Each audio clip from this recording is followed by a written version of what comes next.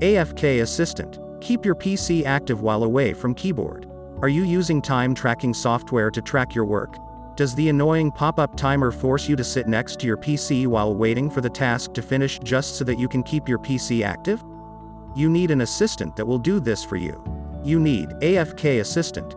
Here's how it works. Once you download and install AFK-Assistant on your Windows PC, it will quietly run in the background every time your computer starts. This way, it will not be detected by any time tracking software, and it will be available to you whenever you need it. Just hold the Alt key and press M on your keyboard. Your mouse cursor will start randomly moving, mimicking human activity. Press Alt and K and your keyboard will be active too. Press Alt and S and you get the horizontal and vertical mouse scrolling. It will look like there's an actual assistant there controlling your PC.